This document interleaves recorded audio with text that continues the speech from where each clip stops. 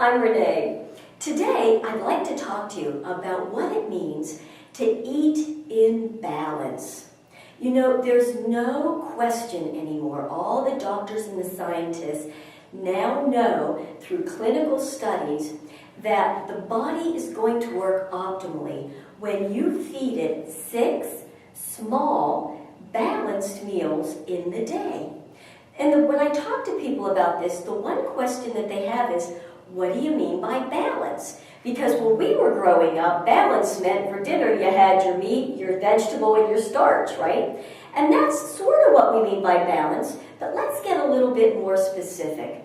What I'm really talking about when I'm talking about balance is that each and every time you eat, it's essential that you balance the grams of protein that you're eating with the grams of carbohydrates.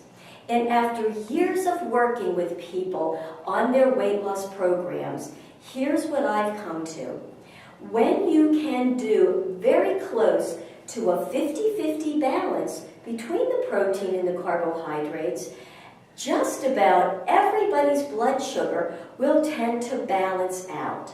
So think about this. You get up first thing in the morning, and within about an hour getting up, you want to break the fast because you haven't eaten probably for at least 8 to 12 hours since you ate before you went to sleep. So the body's metabolism is now slowed because you're in sort of a fasting mode. So we want to eat breakfast.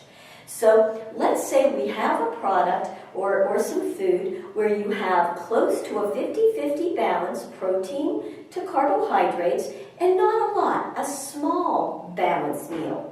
So what's going to happen is your blood sugar is going to go up just a little bit because it's going to any time you eat. And then after about 2 hours, it's going to start to drop again because you've given the body exactly what it needs for energy in terms of the carbohydrates and protein so that it can regenerate tissue. And then after a couple hours, you start to get a little hungry.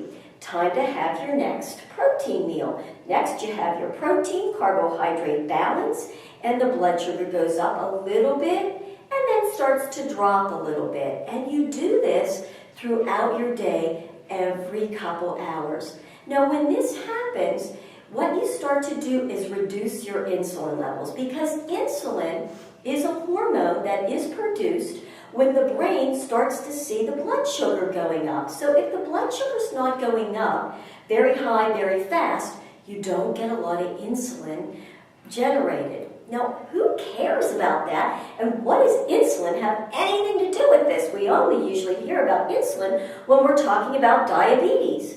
Well, insulin is actually a hormone, and its whole job really is to go into your bloodstream and to essentially attach to the sugar molecules and pull them down into your cells for energy.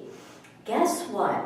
Do you know that your body can work an entire day on the equivalent of about 1 teaspoon of sugar? 1 teaspoon. Most of us are getting like pounds of sugar each day. Way too much sugar, which gives us way too much insulin.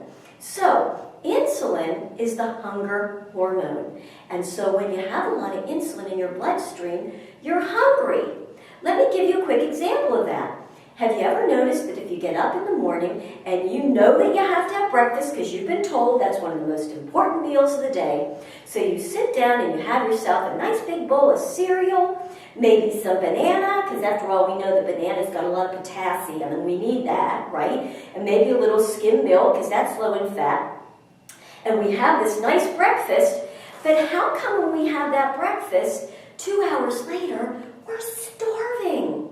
You might either be starving or you might be really tired, sleepy, how about shaky, a headache? What's going on? Well, what's going on is you're eating too many carbohydrates without enough protein and balance. So you're getting this very high, fast rise in the blood sugar.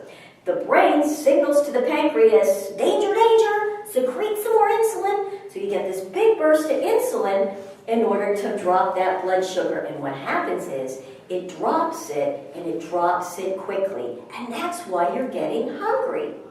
So Instead, when you go to decide to eat breakfast tomorrow, which you do want to do, go in and see if you can find a food or a breakfast that has a great balance between the protein and the carbohydrates.